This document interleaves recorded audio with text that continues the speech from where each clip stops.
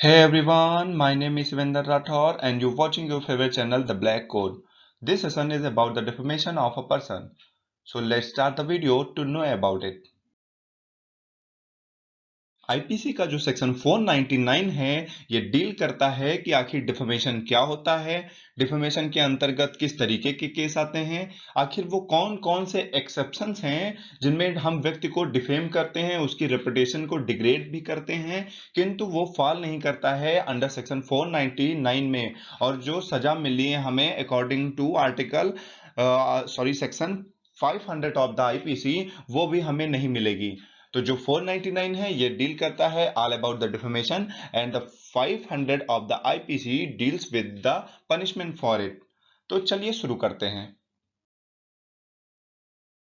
तो जो हमारा सेक्शन 499 ऑफ द आईपीसी है प्रोवाइड द डेफिनेशन, ये हमारा प्रोवाइड करता है डेफिनेशन को।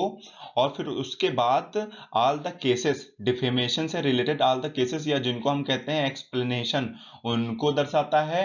एंड द एक्सेप्शंस, और जो भी इसके एक्सेप्शन है मतलब अपवाद हैं कि जिसमें मैटर डिफेमेटरी होता भी है लेकिन कुछ कारणवश उसको अंडर 499 में कंसीडर नहीं किया जाता है। तो उन अपवादों को, सबसे पहला किस चीज को, डिफेनिशन को, और फिर परिभाषा को, और उन केसेस को, डिफेमेशन से रिलेटेड मामलों को, और फिर एक्सेप्शंस को, डिफेमेशन से रिलेटेड अपवादों को कि किसमें डिफेमेशन कंसीडर नहीं किया जाएगा, उनसे संबंधित होता है हमारा सेक्शन 499 ऑफ द आईपीसी।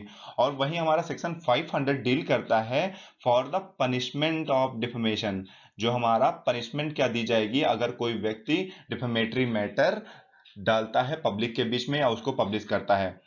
अब उसके बाद हम देखते हैं कि आखिर सेक्शन 499 की डेफिनेशन क्या है या डिफेमेशन को कैसे डिफाइन करता है। हूएवर बाय वर्ड्स, कोई भी व्यक्ति जो अपने शब्दों से, आइदर स्पोकन और इंटेंडेड टू बी रीड, या तो बोलकर या उस तरीके के आशय से कि इसको कोई दूसरा व्यक्ति पढ़े, और बाय साइन या कुछ चिन्हों द्वारा, और बाय विजिबल रिप्रेजेंटेशन या कुछ ऐसे कृत्यों से जो लोगों को दिखाए जाएं, makes or publish any imputation concerning any person, किसी भी व्यक्ति से संबंधित ऐसे मैटर को जो उसको इम्प्यूट करे, उसके मान और सम्मान को, प्रतिष्ठा को ठेस पहुंचाए, को पब्लिश कराए, तो वो हमारा कंसीडर होगा एज अ डिफेमेटरी मैटर या एज अ डिफेमेशन। तो इसके इंग्रेडिएंट क्या हो गए, बाय वर्ड्स, आइदर स्पोकन और इंटेंडेड टू बी रीड, शब्दों, बाय साइन ये हो गया एक इंग्रेडिएंट, विजिबल रिप्रेजेंटेशन या किसी दिखाए जाने वाले कृत्यों द्वारा, मेक्स और पब्लिश्ड, और साथ में ये पब्लिश्ड भी किया जाए, या इसका एक बहुत ही मेन इंग्रेडिएंट्स है, any imputation concerning any person. और यहां से आप देख लीजिए ये इसका लास्ट इंग्रेडिएंट, मेक्स और published any imputation concerning any person, और ये कम से कम किसी व्यक्ति से कंसर्न कर रहा हो। ये नहीं कि मैटर तो हमारा डिफेमेटरी है लेकिन वो किसी व्यक्ति को उसके अंदर कंसर्न नहीं कर रहा है, किसी व्यक्ति के मान सम्मान को ठेस नहीं पहुंचा रहा है, तो भी उसको डिफेमेटरी मैटर कंसीडर नहीं किया जाएगा। तो ये सारे हमारे हो गए इसके इंग्रेडिएंट। फिर उसके बाद देखिए, इंटेंडिंग टू हार्म और नोइंग और having reason to believe that such imputation will harm the reputation of a such person is said except in the cases here and after except to defame that person। इन सारे ingredient के साथ जब कोई व्यक्ति defame करने की कोशिश करता है तो उसे डिफेमेशन कहते हैं। आज की, अच्छा मैं एक बात आपको बताऊं कि जो हमारा डिफेमेशन है इसको हम सिविल लॉ में ही केवल सीमित रख सकते हैं, लेकिन हमने इसको आईपीसी में ही रखा है क्योंकि आप देखेंगे कि हमारे पूर्वजों से लेके आज तक जो हमारा इंडियन लॉ है उसमें जान और मान दोनों को बराबर सम्मान दिया जाता है। यहाँ तक कि आप देखिए जो पनिशमेंट भी दी जाती हैं वो जो पनिशमेंट है, कोई अगर मृत्युदंड या रिगरस इम्प्रिजनमेंट को छोड़ दिया जाए तो कोई बहुत अधिक वो कष्ट देने वाली नहीं है। तो उसका क्या आशय होता है कि व्यक्ति के सम्मान को ठेस पहुंचाना, कि अगर कोई समझिए अगर किसी के पैसों को मारता है या जो प्रॉपर्टी से रिलेटेड है उसमें हम सजा दे सकते हैं, तो जब उसको सजा दी जाती है भले वो 2 मंथ की हो लेकिन उसकी रेपुटेशन को ठेस पहुंचती है उससे, तो ये हमारा होता है, इसीलिए हमको इसको कंसिडर करते हैं इन क्रिमिनल क्रिमिनल लॉ में। और फिर उसके बाद देखिए आखिर ये है क्यों, defamation is a procedure for check the balance on the right of freedom of speech and expression. जो हमारा आर्टिकल 19 है, हमारा कॉन्स्टिट्यूशन का जो डील करता है with the right of freedom of speech, इसको बैलेंस करने के लिए कि कोई व्यक्ति इतना अधिक ना बोल पाए कि उससे दूसरे व्यक्ति के मान सम्मान और प्रतिष्ठा को ठेस पहुंचे। तो इसलिए हमारा जो डिफेमेशन है ये कंसीडर किया गया है अंडर आईपीसी। चलिए फिर आगे जानते हैं इसके बारे में, अन्य इसके क्या तत्व हैं। पब्लिकेशन, मैंने पहले ही बताया आपको कितना इंपॉर्टेंट इंग्रेडिएंट होता है 499 का। अच्छा, पब्लिकेशन होता क्या है, ये देखिए, the defamatory word have reach to any third person. जो भी डिफेमेटरी वर्ड्स या मैटर है, जब वो किसी तीसरे व्यक्ति तक पहुंचता है तो उसे हम कहते हैं publication. And without publication there is a no defamation.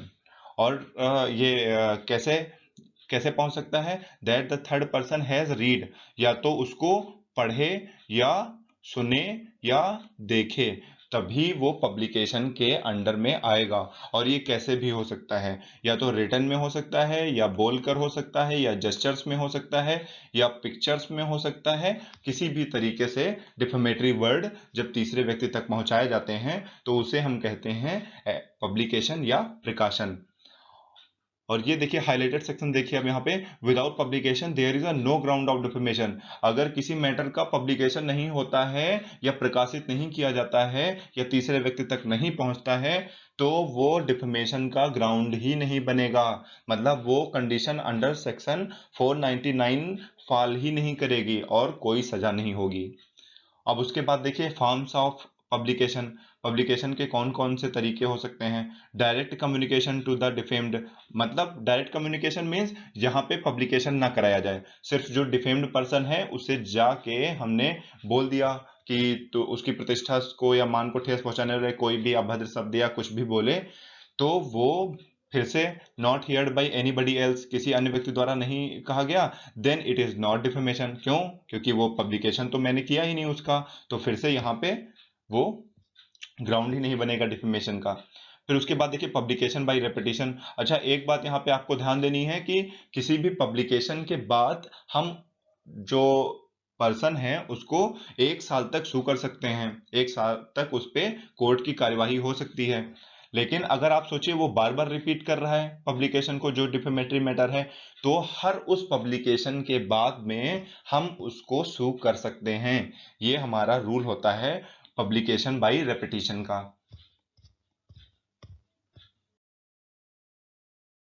अच्छा, जो हमारी ये 1 साल वाली कंडीशन है ये फॉल किस में करती है, इन द लिमिटेशन एक्ट 1968, जो 1968 का लिमिटेशन एक्ट है इसके द्वारा। और इसमें आप एक चीज ये देखिए, after every publication on internet, अगर मैटर इंटरनेट पे है this period will get renewed, तो ये हर 1 साल बाद रिन्यूड हो जाएगा। और जो मैटर होगा उसको कभी भी सू किया जा सकता है, या जो पर्सन होगा उसको कभी भी सू किया जा सकता है। और ये किस केस से कंसीडर किया गया था, ये हुआ था खावत बट वर्सेस आसिफ नजीर मीर के केस में, जो कि 2013 का केस था। जो इंटरनेट वाली कंडीशन है ये हमारी इसी केस से आई थी कि उसको रिन्यूड हो जाएगा पीरियड और सू किया जा सकता है। और फिर उसके बाद देखिए इम्प्यूटेशन कंसर्निंग एनी पर्सन, कोई भी मैटर अंडर 499 में तभी फॉल करेगा जब वो एटलीस्ट किसी पर्सन से कंसर्न तो करे, उससे संबंधित तो हो, तभी हमारा जो मैटर होगा वो अंडर 499 फॉल करेगा। और वो हो भी कैसा, पहली बात तो उसका पब्लिकेशन हो, और पब्लिकेशन ऐसा हो कि जब उसको थर्ड पर्सन पढ़े तो वो अंदाजा लगा पाए कि आखिर ये किस पर्सन से रिलेट कर रहा है। आप सोचिए, जैसे आपने कोई डिफेमेटरी मैटर डाल दिया कहीं किसी बुक्स में या न्यूज़पेपर में या जर्नल्स में, और उसको पढ़ के जो तीसरा व्यक्ति है ये अंदाजा ही नहीं लगा पा रहा है कि ये आखिर किस व्यक्ति के संबंध में कहा गया है, तो भी वो मैटर डिफेमेटरी कंसीडर नहीं होगा। और उसके बाद इंटेंशन बहुत ही इंपॉर्टेंट। इंटेंशन पहले ही आपने पढ़ा होगा, जो हमारे एलिमेंट्स ऑफ क्राइम है, इंटेंशन वही मेंसरिया जो आपने पहले पढ़ा था, वही हमारा है यहाँ पे intention. Intention to injure, actually जो हमारा डिफेमेशन डिफेमेटरी मैटर हो उसका आशय हो कि ये किसी व्यक्ति को इंजर करने का या उसके मान सम्मान को ठेस पहुंचाने के लिए करा गया हो, मतलब व्यक्ति के अंदर में आशय होना चाहिए। An honest intention and no malice, without malice intention there is a no defamation. और जस्ट ऑनेस्ट मिस्टेक या कोई ईमानदारी पूर्ण या कह सकते हैं कोई गलती से मिस्टेक हो गई है तो भी वो कंसीडर नहीं किया जाएगा एज अ डिफेमेशन। अब आप यहाँ देखिए, हमारे पास कुछ एक्सप्लेनेशन है जो 499 को स्पष्ट करते हैं। सबसे पहला कौन सा है? डिफेमेशन ऑफ अ डेड, किसी मृतक व्यक्ति के मानहानि से संबंध में। अच्छा, मृतक व्यक्ति को मानहानि को क्यों कंसिडर किया गया? क्योंकि व्यक्ति वो भले डेथ हो गया हो, लेकिन अगर उसको डिफेम किया जाता है तो वो उसके फैमिली मेंबर्स या उसके किन्स या उसके रिलेटिव्स का इस पे असर पड़ता है, और उनको उनकी जो रेपुटेशन है वो डिग्रेड होती है। तो इसलिए डेड पर्सन के डिफेमेशन या मानहानि को इसमें कंसीडर किया गया है। दूसरा देखिए, इसको हम थोड़ा अच्छे से देखते हैं। डिफेमेशन टू अ कंपनी और कलेक्शन ऑफ पर्सन, किसी कंपनी या पर्सन के कलेक्शन को डिफेम किया जाता है तो आखिर क्या होता है, इसको देखते हैं। It may amount to defamation to make imputation concerning any company or an association or collection of a person as such. This means under it companies or association can slap a defamation suit against an individual. अच्छा, कोई individual किसी company या collection of person को defame करता है, तो जो वो कंपनी या पर्सन का कलेक्शन है वो भी सू कर सकती है उस इंडिविजुअल को। और ये किस केस से हुआ था? ये हुआ था Priya Parameswaran Pillai versus union of India and others के केस में। इसमें हुआ क्या था? जो प्रिया जी थी, ये ग्रीन पीस एक्टिविस्ट होती हैं, और ये ऐसा ग्रुप को डिफेम करती हैं या उसके बारे में पब्लिश करती हैं कि जो इनका पावर प्रोजेक्ट है ये इन्वायरमेंट को नुकसान पहुंचा रहा है। बट उसके बाद जो एसर ग्रुप होता है, ये प्रिया जी के खिलाफ एक केस फाइल कर देता है और कहता है कि ये मेरी कंपनी को डिफेम करने की कोशिश कर रही हैं। और फिर उसके विपक्ष में प्रिया जी क्या कहती हैं? Priya contended that the private company should no right to file any defamation suit against any individual. Priya ji कहती हैं कि कोई भी जो कंपनी या कलेक्शन ऑफ पीपल है या प्राइवेट कंपनी है, वो किसी इंडिविजुअल के खिलाफ केस ही नहीं फाइल कर सकती हैं। बट जो कोर्ट होता है वो इनके इस दावे को निरस्त करता है और कहता है private companies have also the right to sue any individual for any defamation case. तो ये हमारा हो गया एक्सप्लेनेशन टू, कि कोई कंपनी या कलेक्शन ऑफ पर्सन भी केस फाइल कर सकता है फॉर एनी इंडिविजुअल। अब ये देखिए, हमारे सामने ये बहुत अच्छा हमारे सामने एक एक्सप्लेनेशन है, डिफेमेशन बाय इनुएंडो। अब देखिए, जो पर्सन होता है वो क्या कोशिश करता है? इनुएंडो मीन्स हमारा हो गया व्यंग्योक्ति के द्वारा मानहानि करना किसी व्यंग्य के द्वारा। जो हमारा पर्सन होता है वो क्या कोशिश करता है कि मैं इस व्यक्ति को डिफेम भी कर दूं, लोगों तक बात भी पहुंच जाए और मुझे ऐसे शब्दों का प्रयोग भी ना करना पड़े कि उसे पता चले कि मैंने इस व्यक्ति को डिफेम करने की कोशिश की। इन अ सार्केस्टिक वे, किसी व्यंग्यात्मक तरीके का इस्तेमाल करता है। कैसे? ये देखिए, मेरे पास एग्जांपल है।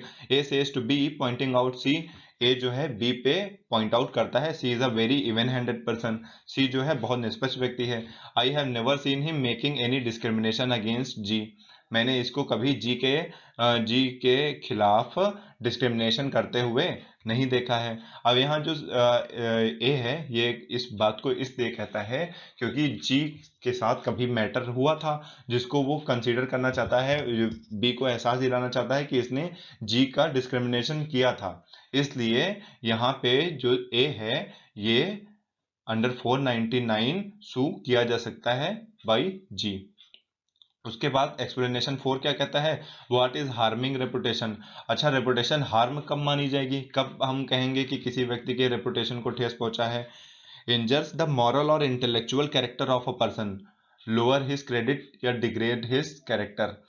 या जो हमारा कोई भी व्यक्ति है, जब उसके मॉरल या मीन नैतिक या इंटेलेक्चुअल या बौद्धिक आचरण को या प्रतिष्ठा को ठेस पहुंचाई जाए या डिग्रेड किया जाए, तो उसे हम कहते हैं हार्मिंग द रेपुटेशन, जो कि हमारा फॉल करता है अंडर एक्सप्लेनेशन 4। अब आगे हम देखेंगे कुछ एक्सेप्शंस इसके जो हमारे दिए गए हैं अंडर 499 में। अब ये देखिए, हमारे सामने ये 10 एक्सेप्शंस हैं 499 के, जिसमें पहला हमारा क्या कहता है? Truth for public good. जो पहला है, ये कहता है कि कोई भी मैटर जो सच है और जो लोक भलाई या लोगों की भलाई के संबंध में है, तो वो as a defamatory matter consider नहीं होगा और उस व्यक्ति को सू नहीं किया जा सकता है। फिर उसके बाद जो सेकंड एक्सेप्शन कहता है, fair criticism of public servant. अगर किसी पब्लिक सर्वेंट या लोक सेवक का फेयर क्रिटिसिज्म किया जाता है, तो भी उसको डिफेमेशन के अंडर में नहीं लाया जा सकता है। कैसे? जैसे एक अधिकारी है, अपने कार्यों का वो सही से निर्वहन नहीं कर रहा है, या कोई उसने रॉन्ग डिसीजंस लिए या रॉन्ग कर रहा है, तो जो पर्सन है, जो पब्लिक है, उसको पब्लिश करती है उस मैटर को कि ये ऐसे ऐसे अपने कार्यों का निर्वहन नहीं कर रहे हैं, ये यहाँ पे रॉन्ग है, तो इसको डिफेमेटरी मैटर कंसीडर नहीं किया जाएगा। अच्छा, इसके कुछ एलिमेंट भी हैं। पहला क्या है? Good faith. गुड फेथ होना चाहिए, और opinion must be fair and honest, और साथ में ऐसे मैटर को पब्लिश करने के लिए एक जो उसका ओपिनियन हो वो फेयर हो और ईमानदारी पूर्ण हो। तो अगला एक्सेप्शन देख, जो हमारा थर्ड एक्सेप्शन है वो डील करता है with the fair comment on public conduct of public man other than public servant. किसी पब्लिक मैन के कंडक्ट से, ना कि पब्लिक सर्वेंट, लोक सेवक से नहीं, पब्लिक मैन। अच्छा, पब्लिक मैन कौन से हो गए? जो किसी भी तरीके से किसी पब्लिक फंक्शन को निर्वहन कर रहे हैं, वो हमारे हो गए पब्लिक मैन। अब उनके अगर उनके लिए कोई मैटर प्रकाशित किया जाता है जिसमें ये कहा जाता है कि वो अपने कार्यों का सही से निर्वहन नहीं कर रहे हैं या कोई रॉन्ग कर रहे हैं, तो भी वो मैटर डिफेमेटरी कंसीडर नहीं होगा। फिर उसके बाद फोर्थ एक्सेप्शन कहता है रिपोर्ट और proceeding of court of justice. किसी कोर्ट की प्रोसीडिंग से रिलेटेड जो भी मामले हैं उनको अगर प्रकाशित किया जाता है, तो वो भी डिफेमेटरी मैटर नहीं होंगे। अच्छा, इन सब में एक बात आपको ध्यान रखनी है कि जो इसमें इंटेंशन हो वो फेयर हो और ऑनेस्ट ओपिनियन हो, जो मैंने पहले बताया था आपको। फिर उसके बाद फिफ्थ एक्सेप्शन क्या कहता है? Comment on cases. जो केसेस में कमेंट, जैसे विटनेसेस जो कमेंट कर रहा है या एडवोकेट के द्वारा जो कमेंट हो रहे हैं, उन सबको डील करता है हमारा फिफ्थ एक्सेप्शन, और इनको भी डिफेमेटरी मैटर कंसीडर नहीं किया जाएगा। अभी हमें आपको ये इलस्ट्रेशन दिखाना चाहूंगा। इसमें कहता है if A says that B seems to lie on the witness stand. अगर ए कहता है कि मुझे प्रतीत हो रहा है कि बी झूठ बोल रहा है, अपने विटनेस बॉक्स में खड़े होकर ये कहता है, तो यहाँ पे ए जो है वो बी को डिफेम नहीं कर रहा है। बट वहीं अगर ए कहता है that B was lying on the stand, मुझे लग रहा है कि बी विटनेस बॉक्स में स्टैंड करके झूठ बोल रहा है, as I now know him as a man who can lie, क्योंकि मैं जानता हूं ये ऐसा इंसान है जो झूठ बोल सकता है। अब यहाँ पे वो केवल प्रिज्यूम कर रहा है और उसके लिए अननेसेसरी कमेंट या उसकी रेपुटेशन को डिग्रेड करने वाले कमेंट दे रहा है। तो मतलब यहाँ पे वो उसको डिफेम करने की कोशिश कर रहा है। जो पहली कंडीशन थी उसमें वो कहता है कि मुझे लगता है, क्योंकि उसके पास कुछ ऐसे तथ्य हैं या उसके पास कुछ ऐसा प्रदर्शित करने के लिए है जिसके आधार पे वो कह रहा है। बट दूसरे आधार पे वो अपने प्रिजम्पशन पे कह रहा है, प्रिज्यूम करके कि जो ये बी है ये झूठ बोल सकता है। और जो कोर्ट प्रोसीडिंग होती हैं इसमें हम जानते हैं कि किसी भी तरीके से इंक्लूड नहीं करती हैं हमारे प्रिजम्पशन को। तो ये एक कंडीशन हो गई हमारी फिफ्थ। फिर उसके बाद अब सिक्स देखते हैं। जो हमारा सिक्स्थ एक्सेप्शन है वो डील करता है विद द लिटरेरी क्रिटिसिज्म।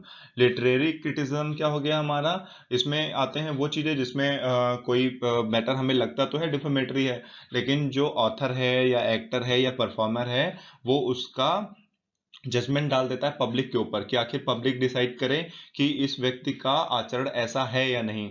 तो इस तरीके के मैटर को भी डिफेमेटरी कंसीडर नहीं किया जा सकता है। जैसे किसी ऑथर की बुक हो गई, who published it submit to the judgment of the public, वो बुक को पब्लिश करता है और फिर उसका जजमेंट जो है वो डिसाइड करने के लिए डाल देता है पब्लिक पे।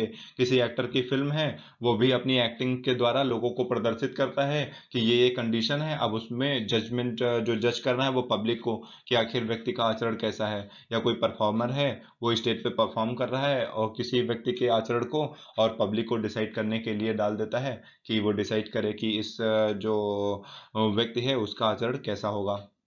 फिर उसके बाद जो सेवेंथ एक्सेप्शन है वो डील करता है with the sensor by one authority. जब कोई एक अथॉरिटी, जिसके पास कोई अथॉरिटी है निंदा करने की किसी व्यक्ति को, जैसे इसमें कौन कौन से रहते हैं, जैसे एक एम्प्लॉय है किसी कंपनी का और जो कंपनी है गुड फेथ में उसको सेंसर कर रही है या उसको उसके लिए निंदनीय शब्द बोल रही है, तो भी वो एम्प्लॉय जो है सू नहीं कर सकता है कंपनी को, क्योंकि उसके पास ये अथॉरिटी है कि वो अगर गलत काम करे या कहीं पे वो अपने फंक्शंस का सही से निर्वहन नहीं कर रहा है, तो वो उसको उसकी निंदा कर सकती है।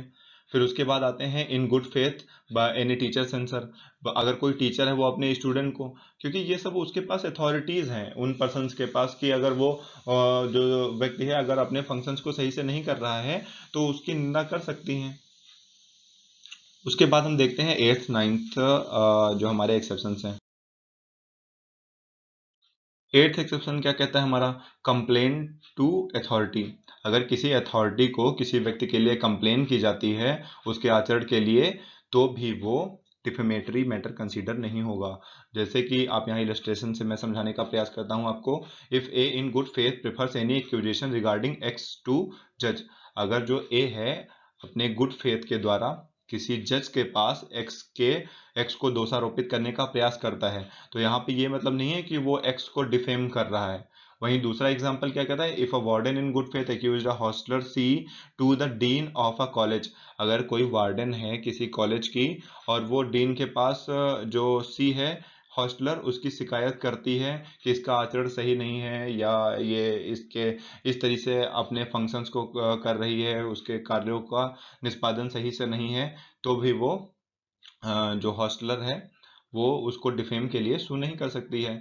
फिर उसके बाद 9th एक्सेप्शन देखते हैं हम, imputation for protection of interest. अगर अपने इंटरेस्ट को प्रोटेक्ट करने के लिए कोई अथॉरिटी किसी के कंडक्ट के बारे में कुछ बोल रही है, तो भी वो इम्प्यूटेशन इम्प्यूट कर रही है, तो भी वो एज अ डिफेमेशन कंसीडर नहीं होगा। इसका भी इलस्ट्रेशन देखते हैं हम। एन एम्प्लॉय डी, किसी कंपनी का एम्प्लॉय डी है, who has been told to make a monthly report, उससे कहा जाता है कि आप मंथली रिपोर्ट बनाइए एम्प्लॉयज़ की, और जिसमें वो रिपोर्ट बनाता है और जेड के जो गलत आचरण हैं, बैड कंडक्ट हैं, उनको उसमें मेंशन करता है। तो इसमें जो जेड है वो टी को डिफेमेशन के लिए शू नहीं कर सकता है, क्योंकि उसके पास अथॉरिटी थी ऐसी रिपोर्ट बनाने के लिए जिसमें वो अच्छे से अपनी रिपोर्ट में जो भी मेरिट्स और डिमेरिट्स हैं लोगों की उसको कंसीडर करे उसमें। अब उसके बाद जो लास्ट वन है 10th एक्सेप्शन, इसको देखते हैं, कॉजन इन गुड फेथ। अगर कोई व्यक्ति गुड फेथ में किसी व्यक्ति को चेतावनी देता है, तो भी वो मैटर डिफेमेटरी नहीं होंगे। वो उसके लिए जो शब्दों का प्रयोग करेगा या जो उसके लिए वो मैटर प्रयोग करेगा उसको डिफेमेटरी मैटर कंसीडर नहीं किया जाएगा। अब ये देखिए बहुत ही इंटरेस्टिंग आपके सामने headline, distinction between liable of court and contempt of court. किसी कोर्ट के मानहानि और अवमानना में क्या अंतर होता है, ये क्वेश्चन आपसे कई बार क्वेश्चन में पूछा जाता है, जुडिशरी में भी और अन्य लॉ एग्जाम में भी। तो यहाँ पे देखिए, व्हेन द जज is personally defamed by any person, then he can sue that person on his own personal capacity and not as a judge of the court। अगर किसी जज को पर्सनली डिफेम किया जाता है तो वो अपनी क्षमताओं के आधार पर उस व्यक्ति को सू कर सकता है या उस पर केस कर सकता है, जिसको कि कहते हैं हम लाइबल ऑफ कोर्ट। और वहीं दूसरी तरफ जो कंटेम्प्ट ऑफ कोर्ट है वो क्या होता है, अगर कोई व्यक्ति जस्टिस के एडमिनिस्ट्रेशन में या कोर्ट की कार्यवाही में बाधा डालने का प्रयास करता है, तो उसको हम कहते हैं कंटेम्प्ट ऑफ कोर्ट। और जो कंटेम्प्ट ऑफ कोर्ट है उसके लिए अलग से प्रोविजन किए गए हैं कॉन्स्टिट्यूशन में, जो कि हमारा डील करता है इन आर्टिकल 129 में और आर्टिकल 215 में। जो 129 है ये आएगा सुप्रीम कोर्ट के लिए और 215 रहेगा हमारा हाई कोर्ट्स के लिए, और ये डील करता है किसमें, हमारा कॉन्स्टिट्यूशन में। अब ये आपको शायद समझ में आया होगा अच्छे से, liable of court and contempt of court. फिर से मैं आपको बताता हूँ, लाइबल ऑफ कोर्ट जहाँ पे जज को पर्सनली डिफेम किया जाएगा, इसमें जज जो है वो व्यक्ति को सू कर सकता है under article 499 of the IPC. और वहीं पे जो कंटेम्प्ट ऑफ कोर्ट है, इसमें अगर कोई हैम्पर कर रहा है in the administration of justice और the proceeding of the court, और इसको डील किया गया है in article 129 of the constitution and article 215 of the constitution.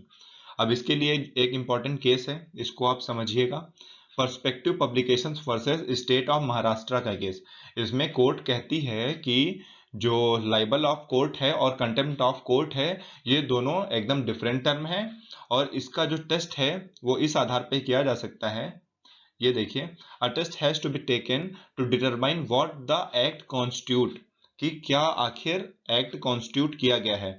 A disrespect of a जज, कि जज की डिसरिस्पेक्ट हो रही है, जज के लिए निंदनात्मक शब्दों का प्रयोग किया जा रहा है या मानहानिकारक शब्दों का प्रयोग किया जा रहा है, और the hampering of the due process of administration of law, या हैम्पर किया जा रहा है in the administration of law में, जो due process of the administration of law है उसमें बाधा डालने का प्रयास किया जाएगा, तो उसको बोला जाएगा contempt of court.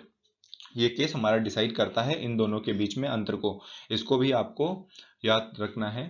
Perspective publication versus state of Maharashtra का केस। यहाँ पे हम देखने वाले हैं कि किसी असेंबली की जो प्रोसीडिंग्स हैं उनकी ट्रू और एक्यूरेट रिपोर्ट को क्या किसी न्यूज़पेपर में या अन्य माध्यम में पब्लिश किया जा सकता है, या वो एक डिफेमेशन के अंडर में आएगा।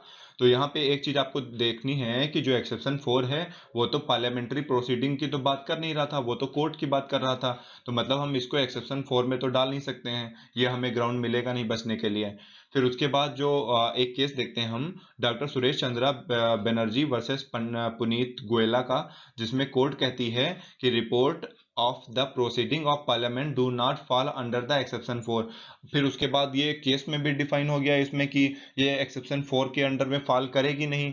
It was discriminatory on the part of the law. फिर लेटर इसको डिसाइड किया गया कि ये तो डिस्क्रिमिनेटरी है लॉ के according, and it was change when article, और जब हमारा आर्टिकल 361A जुड़ा कॉन्स्टिट्यूशन में by the 44th amendment act जो कि 1978 में आया था, फिर उसमें कहा गया under the parliamentary proceeding act which came in year 1977, जो पार्लियामेंट्री प्रोसीडिंग एक्ट आया था 1977 में, protection by law has been given to the publication in newspaper or broadcast any wireless telegraphy of substantially true reports of any proceeding of either house of parliament. Further, it is provided that it should be made in good faith.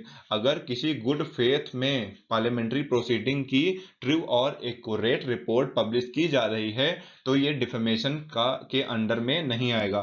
But इसके लिए हमारे पास दो article भी हैं। Article 105 clause 2 ये है हमारा parliament के लिए, और आर्टिकल 194 क्लॉज 2 ये है हमारा लेजिस्लेचर, स्टेट लेजिस्लेचर के लिए, जिसमें कहा गया कि publication can take place with the authority given by both houses of parliament.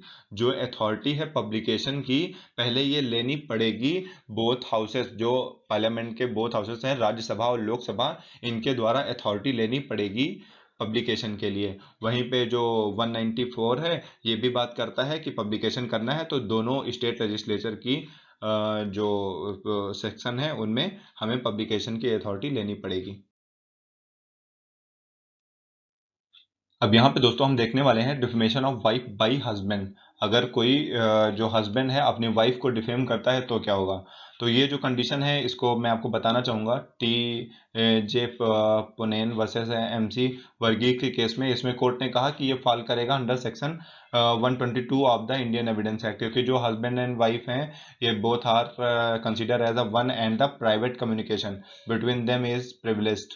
तो इसको हम 499 में कंसीडर नहीं करेंगे, इसको कंसीडर किया जाएगा under section 122 of the Indian evidence act 1872। And finally दोस्तों we are going to discuss about the section 500 of the IPC that deals with the punishment for the defamation. तो पनिशमेंट कौन कौन सी दी जा सकती हैं अगर कोई किसी व्यक्ति को डिफेम किया जाता है। Simple imprisonment for a term which में एक्सटेंड टू 2 ईयर, अधिकतम 2 साल तक के साधारण कारावास से, विद फाइन और विद बोथ, या तो जुर्माना लगाया जा सकता है या फिर इम्प्रिजनमेंट और फाइन दोनों। अब यहाँ पे मैं थोड़ा एक्सप्लेन करना चाहूंगा आपका रेखाबाई वर्सेस दत्तात्रेय का केस को। इसमें कोर्ट कहता है कि अगर किसी व्यक्ति को पत्र के द्वारा डिफेम किया जाता है तो उस केस को जहां पे पत्र लिखा गया था वहां पे भी सू किया जा सकता है, और जहां पे पत्र रिसीव किया गया था वहां पे भी सू किया जा सकता है।